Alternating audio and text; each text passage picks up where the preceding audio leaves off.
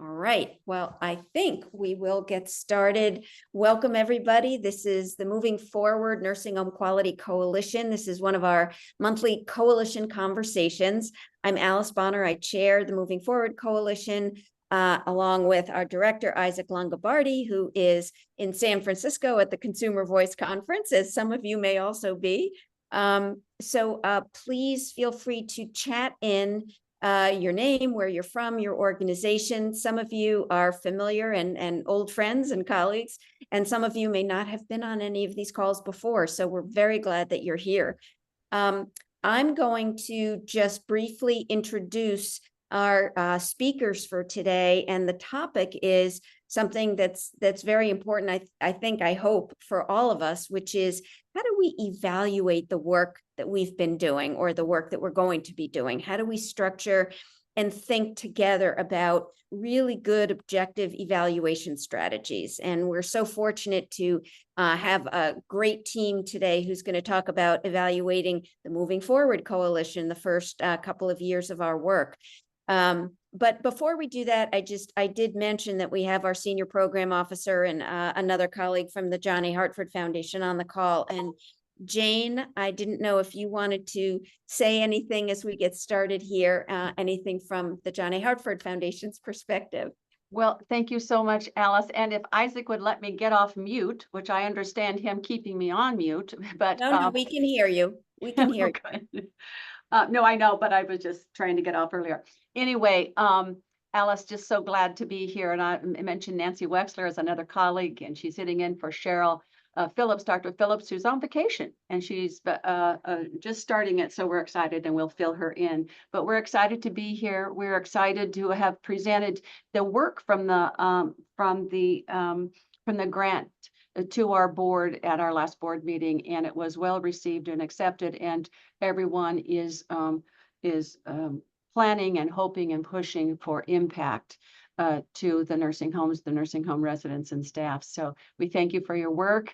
I will also mention that we appreciate Alice. I got to see Isaac in person as well last week. And so look forward to the call and look forward to continued great work. Appreciate all you're doing. Thank you so much. And Nancy, thanks to you for being on as well. So again, we've got a great group here today. We've got people who have quality expertise. We've got a couple of steering committee members. We've got nursing home residents. We've got people from our Michigan team. So we're very glad. So with that, I'm going to introduce our speakers today, who are from the LTSS Center at UMass Boston. And we have Dr. Robin Stone, who's the Vice President for Research, and she's the co-director for the Leading Age component of the LTSS Center. We have Dr. Verena Cimaroli, who is Vice President for Applied Research and Partnerships at Leading Age, and Molly Wiley, who's Research Associate for the LTSS Center at UMass. And all of these individuals have been really instrumental in working with the Moving Forward team to understand what we're trying to do, what we're trying to accomplish, and be very open and transparent about how we can evaluate our work. What can we do better? What have we done well? Challenges, barriers, et cetera. So I'm not going to steal their thunder, but I think, Molly, I'll turn it over to you. And I know you're going to share some slides with the group, and then we'll have time for some discussion. So Molly, it's all yours.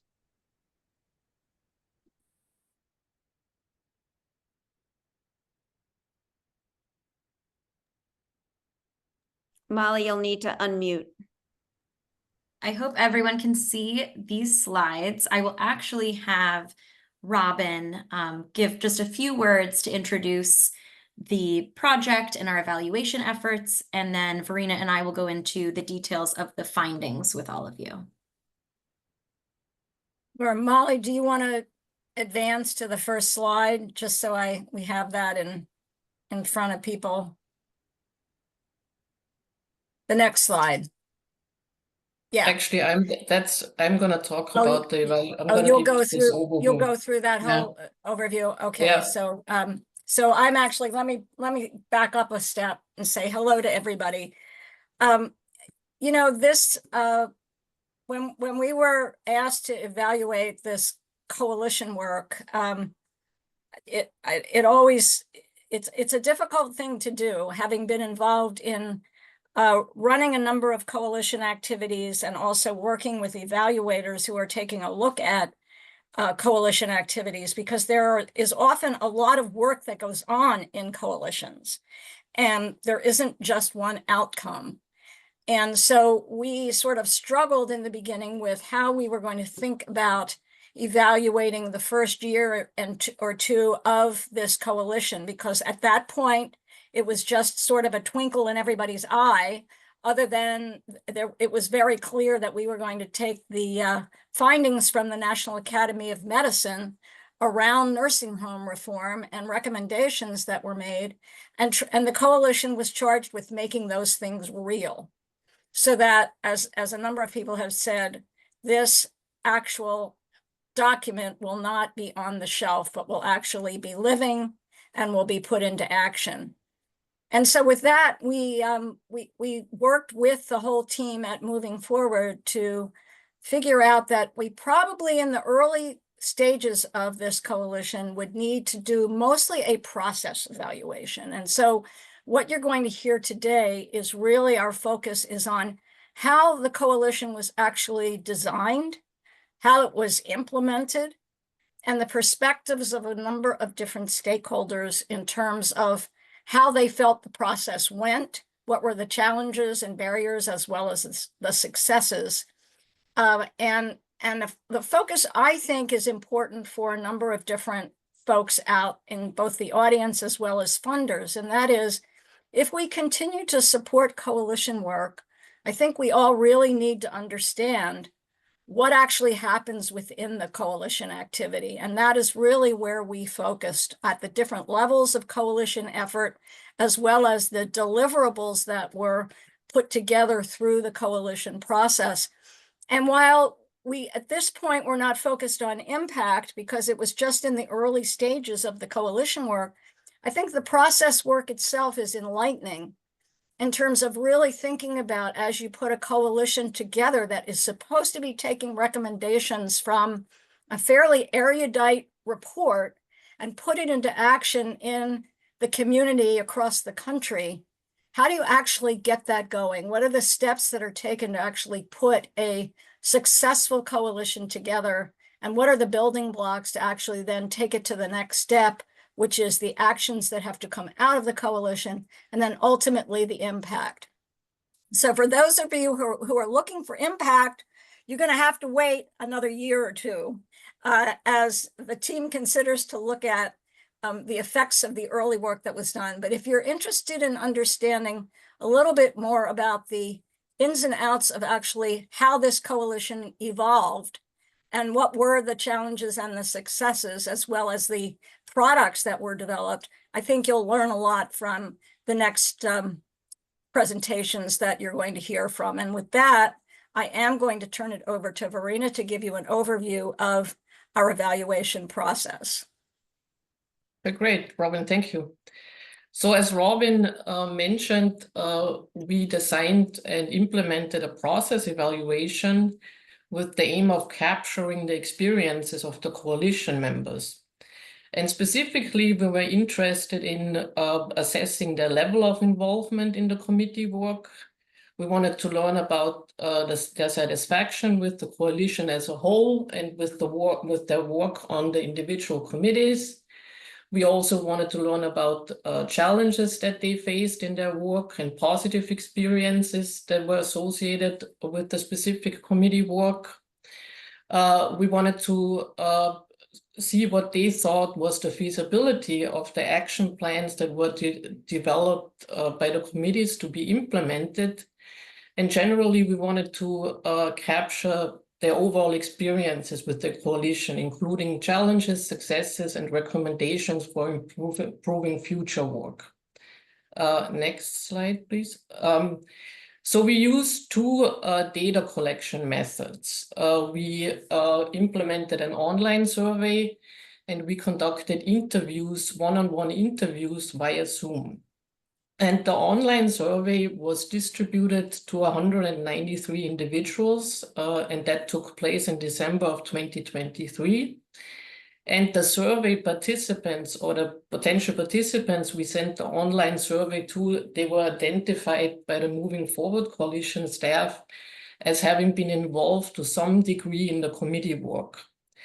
And so online survey recipients included individuals who had limited or short-term involvement in the coalition, in addition to those who were consistently involved. That's why our results capture the experiences of those who did not commit a significant amount of time to the coalition, or who discontinued the coalition work for various reasons, as well as those who consistently committed some level of time, including those committee members who were heavily involved in the work. And the survey was designed to elicit responses about specific processes related to the action plan development. And therefore, we did not distribute this online survey to the steering committee members. So we disseminated the survey during year 2 of the project. And following the committee's development of the 9 action plans, however, we asked survey recipients to report on their experiences throughout the entire 2-year period of their coalition work. Of the 193 individuals that we sent the survey to, 107 completed a survey, which translates into a response rate of 55%. And in addition to the online survey, so that we could gather more in-depth data related to the experience of working with the coalition, we also conducted interviews with members and co-chairs of the 7 committees. Interviews we were trying to elaborate on the topics addressed in the online survey, and we also adapted the questions so that they would be relevant to the steering committee members. And the interviews generally covered the same lines of inquiry as the survey. So we completed a total of 18 semi-structured one-on-one interviews via Zoom between December 2023 and March 2024. And in selecting members and co-chairs of the 7 committees to participate in the interviews, 1 co-chair and 1 currently active member of each of the 7 committees were randomly chosen. And although we intended to interview all 7 co-chairs, scheduling challenges limit our sample size when it came to the co-chairs to 6. In total, we interviewed 13 committee members and co-chairs and 5 steering committee members. And in selecting the steering committee members to be interview participants, we identified members from diverse professional backgrounds. And further, to ensure that in-depth information was gathered, we only interviewed participants who were actively involved in the coalition work. And now I'm going to turn it over to Molly, who's going to talk about the results of this process evaluation. Thank you very much, Verena. So as Verena mentioned, I will go through the main findings and takeaways from both the survey and the interviews. There is a lot of rich data that we got in from the survey and the interviews. They are all in our nearly 40-page report that's on the resource hub of the Moving Forward Coalition website. But today we will just focus on higher level findings from both the survey and the qualitative interviews. So I'll start just with the main takeaways from the survey, which include challenges and positives, along with illustrative quotes for each that were written as open-ended responses on the survey. Then I will talk about 9 recommendations that came up in the interviews, and again with relevant quotes from these interviews. Our survey asked participants about their experiences with 3 distinct processes as committee members. So 1 was choosing NASEM recommendations, the 2nd was developing action plans, and the 3rd was working with the coalition as a whole.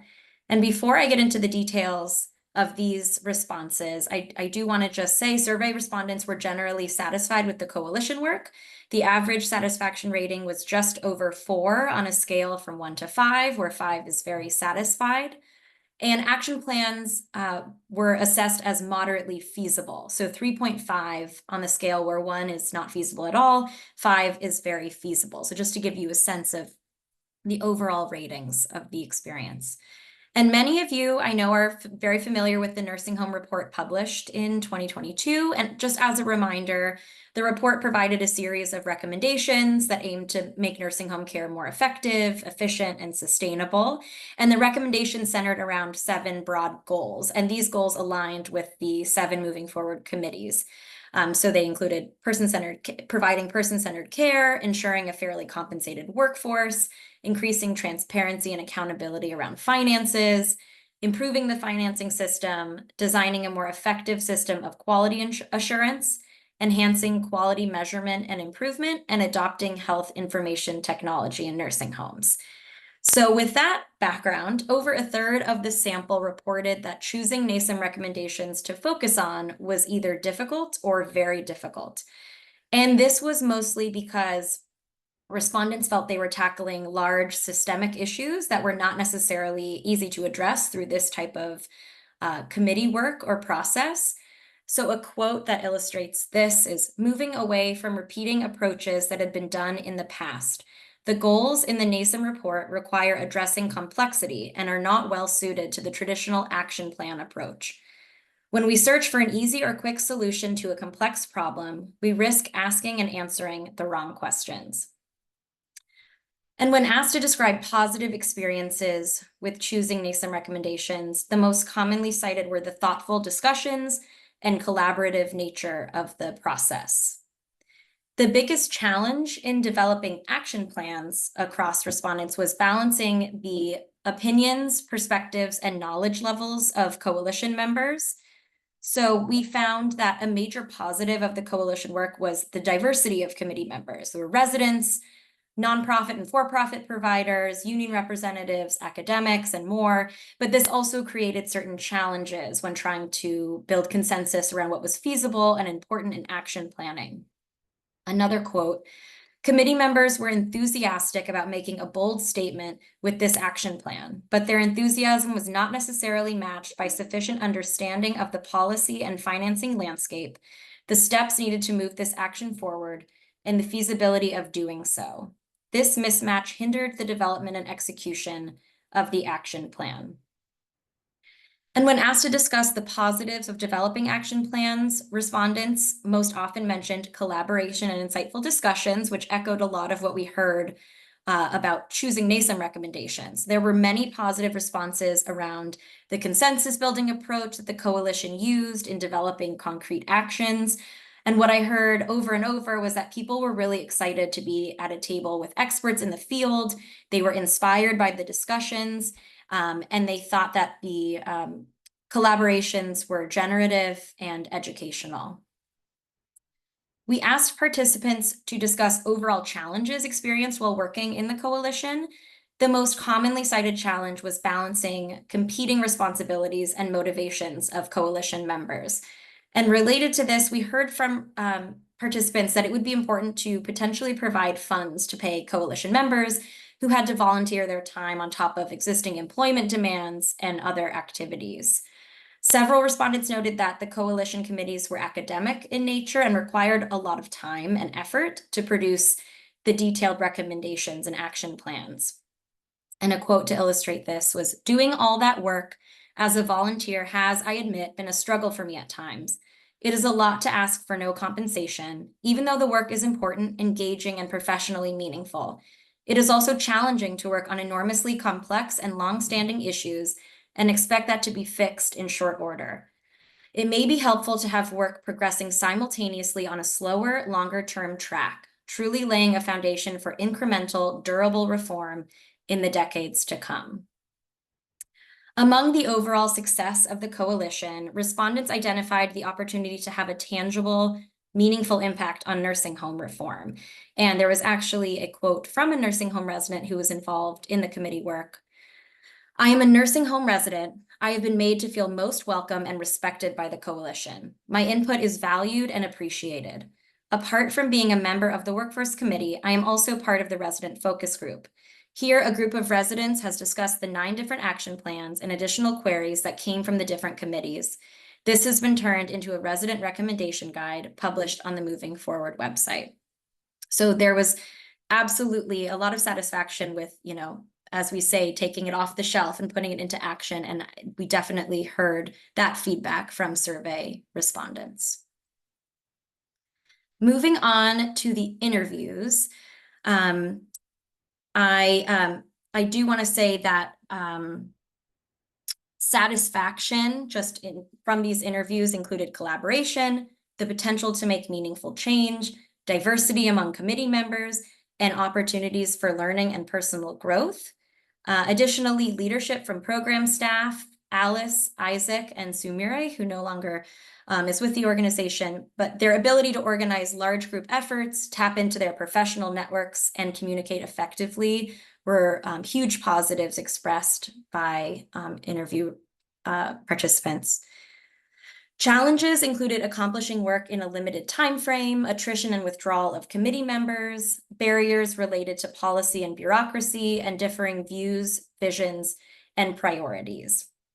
So now to get into the main takeaways, which were really 9 recommendations that interview participants made to sort of improve this work going into the future. If the coalition were to continue this kind of effort, what would make the process better? And so I'll go through the 9 recommendations with quotes for each from these interviews. So one was to include greater representation from residents and direct care professionals.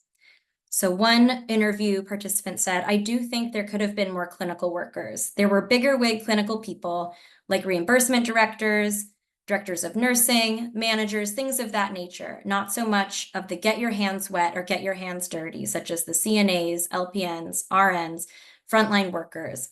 I do think they could have utilized a little more.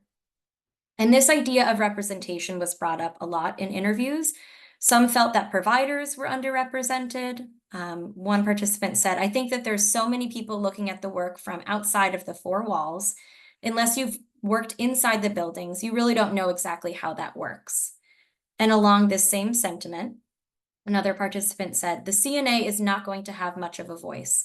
As a provider, as an administrator, I don't feel like I had a voice. I can't imagine the CNAs.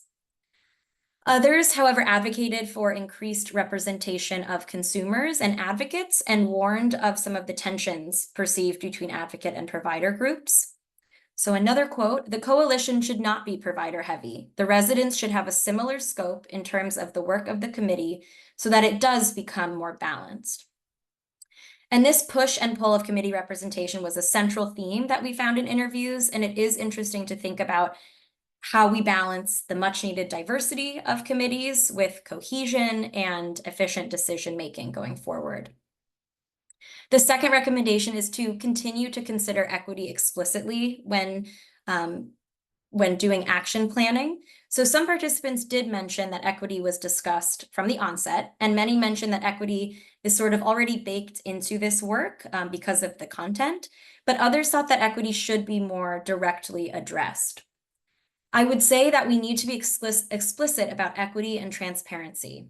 Our action plan has a few words about the need for race, ethnicity, and social needs data to be accessible.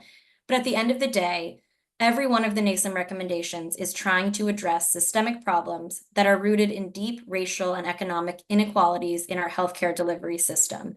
It's crucial to be explicit about that when we're advocating for system changes. The third is to house the coalition in a neutral organization. A quote, I do think the coalition being housed at Leading Age is a disadvantage because I think it kind of colors the work of the coalition. It questions the decision-making. It's not separate. I think that this is a big barrier for even more widespread comfort and inclusion, particularly from the consumer advocacy community. Fourth is to focus on innovation in long-term care reform and quality improvement. So a quote to illustrate this is, can we get a focus group together, maybe of all residents from 5-star facilities who were very happy, put them in a room and say, how can we improve the system? And they wouldn't have a lot of feedback. And we would say, okay, let's dream about the future. And let's think about if you had a magic wand and you could go and get life even better than you feel right now, what would that look like? To me, that's moving forward. Instead, we're looking at coffee temperatures, we're looking at staffing mandates, we're looking at these things that are current and not moving forward. A fifth recommendation is to organize in-person work sessions. And participants noted that Zoom doesn't foster as much creativity or productivity as a kind of in-person work retreat might. So a participant said, maybe if we'd been locked together for 3 days somewhere, we might have been able to achieve a lot at the front end and then follow up later. I think maybe some working groups and getting people together. There's nothing like the value of being in the same energy space as other people, particularly when you're in a caring profession. 6 was to target fewer projects to potentially have a greater impact. I think that focusing on fewer areas as we think forward might be more beneficial in terms of trying to have a bigger impact. If a coalition is going to be really useful and make a big impact in the future, we've got to figure out how to address and tackle the big issues. It can't just be the low-hanging fruit. Number 7 is to prove out costs and the legitimacy of these solutions through pilot projects. So, this participant said, I'm going to point to these local projects. When we could prove it in one state, then I think we could figure out financially, if this costs X amount in Georgia, maybe we could save X amount nationally. Number 8 is to build greater awareness of the coalition's identity. There's a need to create a greater awareness of what we're talking about in this entire issue. What are we doing? Are we doing pilot projects based on best practices? Are we launching these so that we can engage in academic evaluation to see whether or not these are going to stand? And the last recommendation is to create a master plan for long-term care. And the last quote I will share is, we've got those pillars, and I think that we owe it to the country to come up with a plan, a comprehensive plan, a master plan for long-term care. So that is all, those are the main takeaways, findings and recommendations from surveys and interviews. I will hand it over to Alice. I don't know if you wanted to add any words or lead a Q&A, and I know Robin has some concluding thoughts as well. Well, thank you, Molly. That was a whirlwind of really, really valuable information. And I've seen the report, but it was still helpful for me to hear you articulate it so well with all of those quotes. I'm wondering if, maybe I could turn it over to Robin and Verena to see if they would like to add anything to the overview. And then maybe we'll take down the slides and just do some general Q&A and see what other people, because we have a lot of people on this call who are on the steering committee or have been involved in the coalition on a working committee, and would just really love to hear their thoughts because they're obviously interested in this topic if they dialed in today. So Robin or Verena, would you like to add anything to what Molly presented?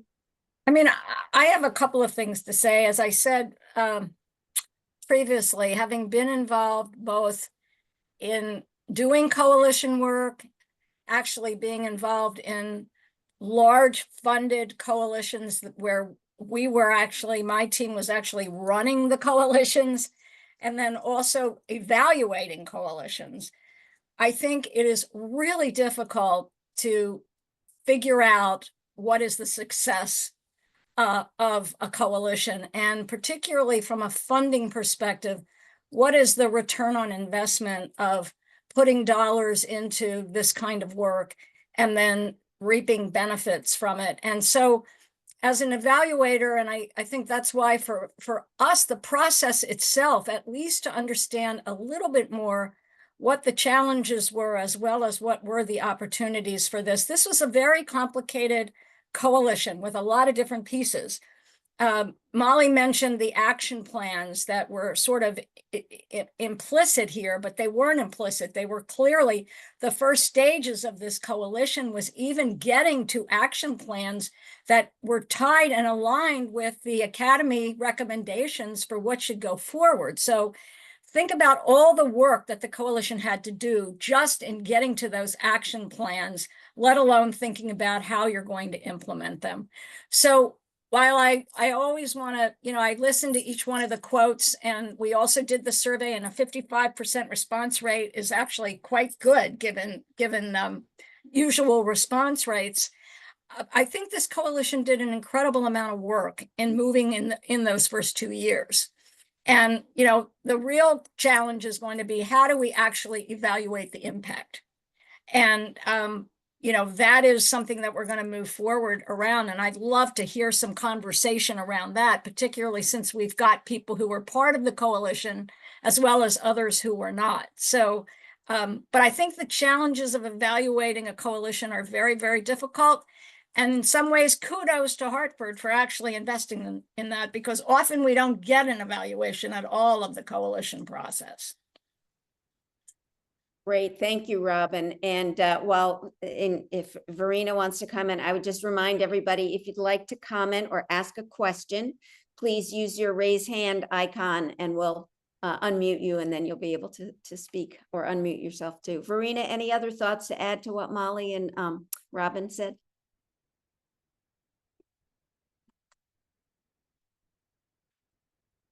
I just want to say that, you know, going through the report again, it was such a privilege to be able to capture. I think that committee members or the respondents were so thoughtful about, you know, what and honest about what the challenges were, and also what the positives were on serving on this effort. So. Yeah, but I would love to hear from our audience right now. That would be, I guess, helpful for us too, right? Yeah, and I'll just say, you know, one of the specific things, the very first one that Molly talked about was representation on the committee, and some of the people on this call, a number of you, were really helpful working with Isaac and others to try to identify people who are, you know, certified nursing assistants, people who are nursing home residents, some of whom are on the call. And it was challenging. It was hard to find people. So that's not an excuse. That's not acceptable. And we are going to redouble our efforts now to do even more to identify people and work with organizations who can help us to do that. And we're doing it in the Moving Forward Michigan work. So I would just say, I think that's one of the things that was helpful for us to hear, because we thought, you know, we had worked really hard to do it, but I think it's clear we can do even better, and we want to do better. You know, fewer projects to have bigger impact. That's something that we did definitely take to heart. And when we put the proposal together for the Johnny Hartford Foundation for the new 3 years of work, we went from the 9 action plans, as Molly said, down to 3 priority plans. And then on the website, we also have other policy work and related initiatives that we'd like to do. But what we asked for the funding was for the 3 priority, you know, components. And that's, you know, doing focusing on CNA career pathways and registered apprenticeship programs that Robin Stone and Jenna Kellerman and others are leading, along with the American Geriatric Society and the GWEPS, the Geriatric Workforce Enhancement Programs. And we have Joan Weiss on this call. She's been involved in that work. So we're really excited to be moving ahead with that. And then the other 2 priority projects are related to amplifying the voice of residents. So strengthening resident councils, and Mairead Painter and others in the state of Connecticut are leading an expansion of our original pilot, and they're going to be working with 25 nursing homes on strengthening resident councils. And then our 3rd priority project is asking residents about their goals, preferences, and priorities when they're in the nursing home and when they first come to the nursing home. And that's being led by Lacey Cornelison, who's been one of our working committee co-chairs. And she's going to be doing that work in Kansas with 5 nursing homes and a whole team of people. So again, you know, this is largely based on some of the feedback we've gotten over the course of the coalition from people all over the country. Some of you have given us feedback as well, but I think those were 3 priority areas. I mean, staffing and workforce is always front and center every single time we have a conversation, and amplifying the voice of residents too. So anyway, that's enough from me, but other people, anybody who'd like to raise your hand and come off mute, ask a question, make a contribution, everything's on the table. So Chris Laxton. Hi. What a great evaluation. I really appreciated hearing Molly's summary of it, and in particular the quotes, which really resonated. I thought that was extremely helpful to sort of give flesh to the bones. A couple of points. I agree with the general assessment that more clinical people who are sort of boots on the ground in the nursing homes would be helpful going forward. Secondly, on this idea that there was tension between providers and advocates and clinicians, et cetera. I mean, we knew that going in, and my evaluation is people vote with their feet, and they all pretty much stayed engaged. We've obviously worked with these tensions forever in this setting, and it's not news to us.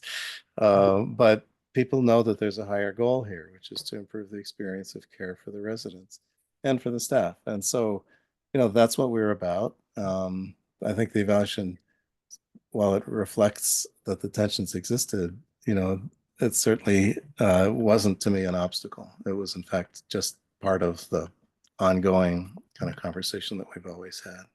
Anyway, thank you for that.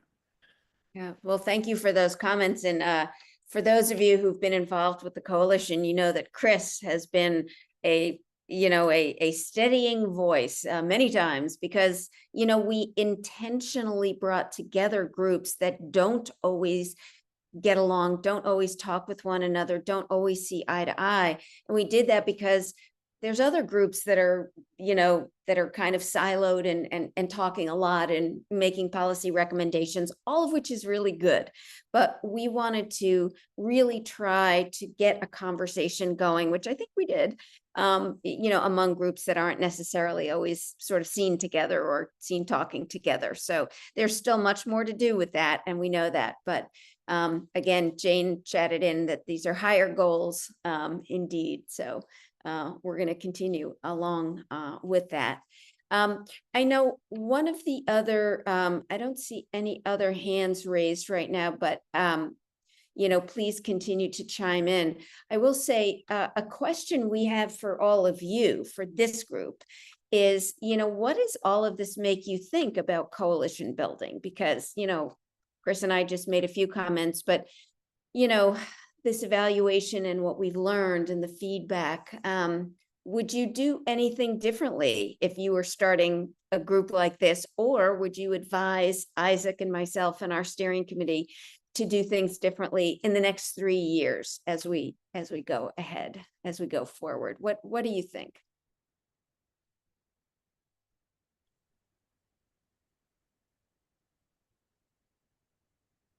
Mark Cohen.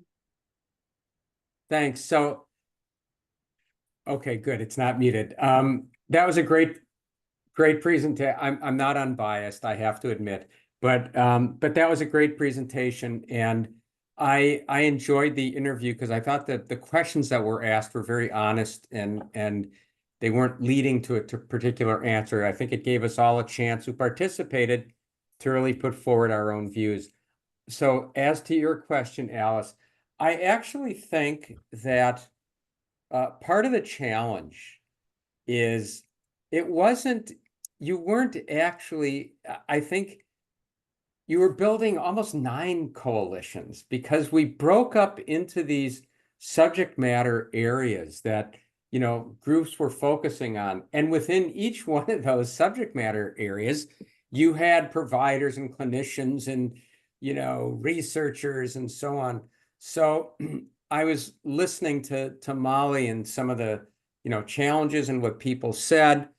And I think the fact that you're going to be more focused now on really a smaller number of in-depth projects will make it a little bit easier. It's a really tough job for the project team.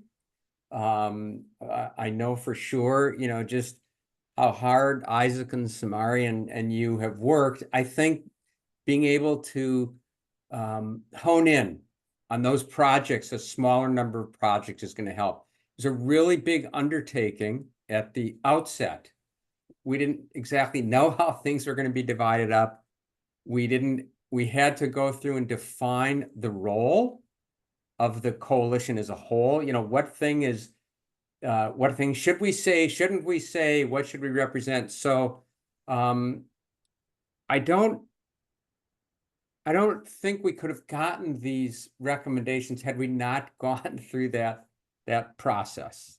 So I think it's more instructive on the sort of going forward and piece of it. And I think that a lot of these issues will be taken care of because of the much more focused effort. This is Robin. I want to raise a question about the evolution of this coalition, because it also relates to the National Academy of Medicine's work. And having been part of several committees that have actually put out recommendations, I think there's something to be learned from the coalition struggles that may relate to how the Academy itself does work around these big policy issues. And that is, they often come out with very, very large systemic recommendations that are multiple. And the value of this coalition is that it's really was charged with really trying to take those recommendations and help to really move them forward, which is not always the case. You don't always have that. But maybe some of the work that's done at the Academy level is also too much, encompasses too much and puts out too much for then real people on the ground to take and move forward. So, you know, I think there are lessons learned from this. And Mark, I think you make a really good point that focusing on a few is not only easier, but actually maybe more actionable. On the other hand, the report had all of those recommendations in it. So I think maybe sort of tying this coalition work back and actually advising some of these august bodies that make these recommendations and trying to get to the point where you really could have a few that actually can be taken and move forward might be a good thing as well. So circling back the coalition to the charge that was done, and you know, because Hartford and some of the other folks had money in that committee work. So it's interesting to me to sort of think about how all these things might come together. Great, thank you. That is Robin. Yeah, I would just want to just add, you know, a little bit on that too. However, we think, and it's not a however, I guess, but I think the foundation is very pleased with the breadth and depth of the National Academy's report, because I think it gave, as you said, Robin, it gave various recommendations and pieces that people can pick up on. I will say then that Terry Fulmer and the foundation immediately picked up that they didn't want it to be a book sitting on a shelf, and I think that's what Isaac and Alice show usually when they give a webinar, and they really wanted to make it actionable. So they started with that 602-page report and pulled together this coalition, and then now here we are today. Exactly what you were saying, Robin, that it kind of came now to a full circle. Now we can really, but we had to do all that work. Listen to me, you had to do all of that work to get where we are today. And the foundation in discussing this work, again, as always, and wants to know, did it really impact and improve the care of people in nursing homes? And he said that's where we're headed. And so that's why it'll be looked at these a more narrow scope and looked at this go around. I will just mention that the National Academy report told us that it's in the top 1% of their press releases and their reports, and that is not just because it is. And I give credit to this team, to the coalition, for making that happen, because more and more talked about it. It didn't just end, it just became a national conversation. So congratulations on keeping it alive as well. So well, we're going to keep it going, Jane, but thanks for all that. I know, Kim, you've had your hand up for a couple of minutes. Hey, everybody. I wasn't on any of the master committees. I've been on a side committee. And it was a topic that I'm not an expert in, but all of this work, I just want to say, that I'm feeling, having co-founded the Culture Change Network of Georgia and being involved in the culture change movement since 2006 as a family caregiver.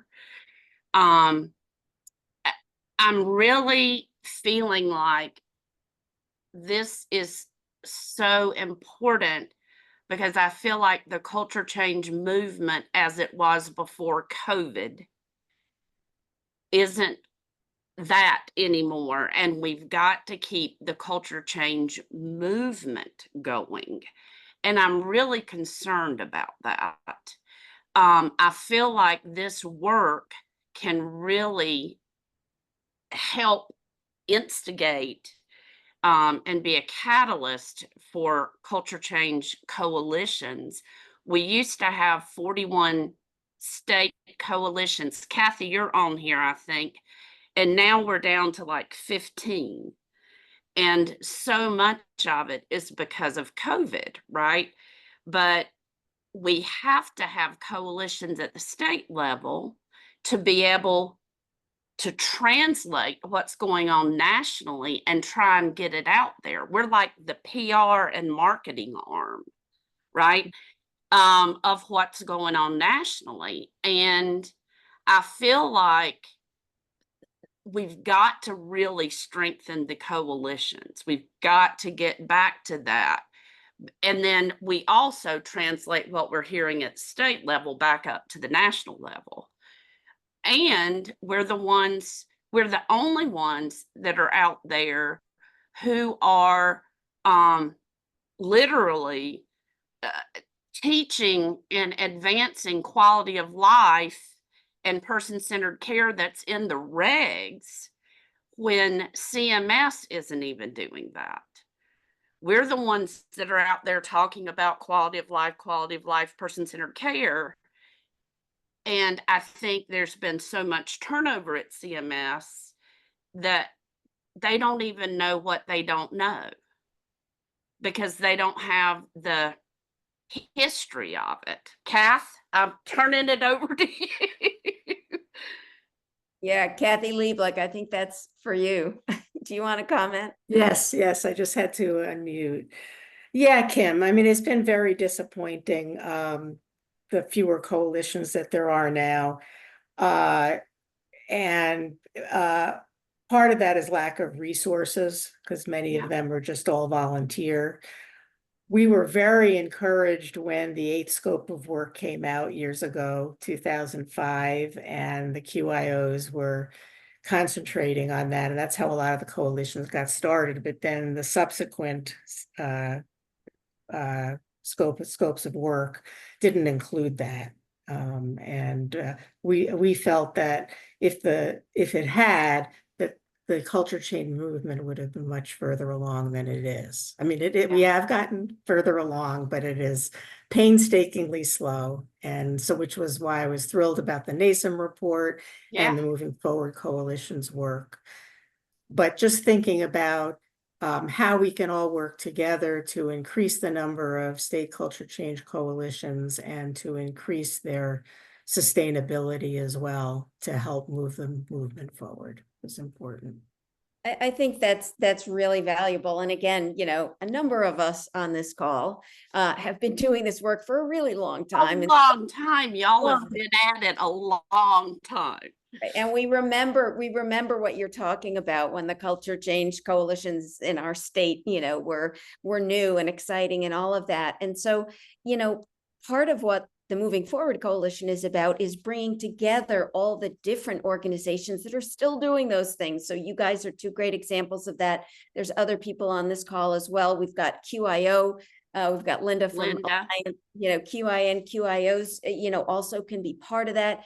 You know, as you guys have heard us talk, you know, we worked with the Alzheimer's Association with Doug Pace, and we did person-centered care training with Carmen Bowman in the state of Michigan for the surveyors and providers together. And there were 400 people there, which again, it's a drop in the bucket, I know, but it's a start. And if we do that in every state, you know, we'll get some traction. So I think, you know, what you're talking about, you know, Kim and Kathy, you know, the Live Oak Project, you know, Pioneer Network, Culture Change Coalitions, there's a lot of that happening. People, you know, Ann Montgomery's on the steering committee for Moving Forward, you know, she and Joe Angelelli and others are talking about something called the Einstein option. You've heard, you know, them talk about that. So, you know, part of what we want to do is bring all of these things together and just together raise all boats and continue to really talk about these things.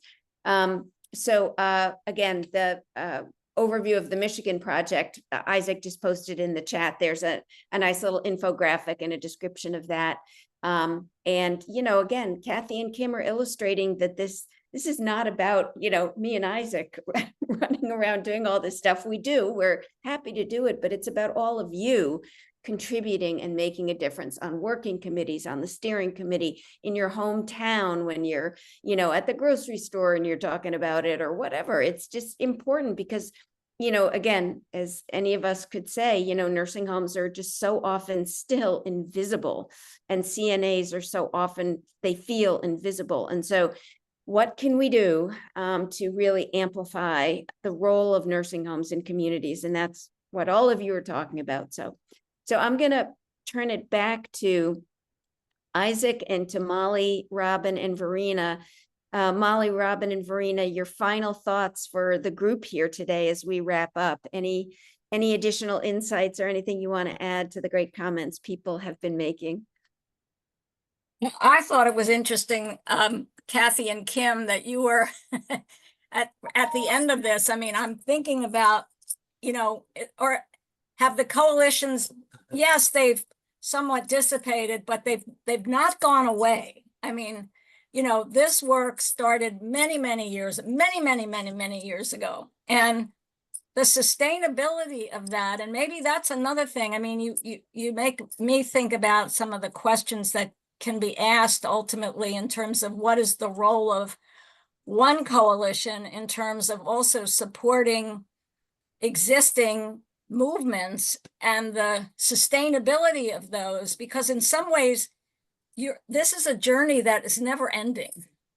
I mean, it's going to ebb and flow, right? But I think that this coalition continued. I mean, the building block of person-centeredness is there, both on the resident side and on the frontline staff side. And actually the new projects that have been more focused on are focused even more so on that. So I think we should celebrate that, even though also we have to keep our eye on the fact that you need continued investment to keep these going. But there's still, it's all still there. And this coalition really did build on that. So it was a great observation for me and just being part of this conversation today.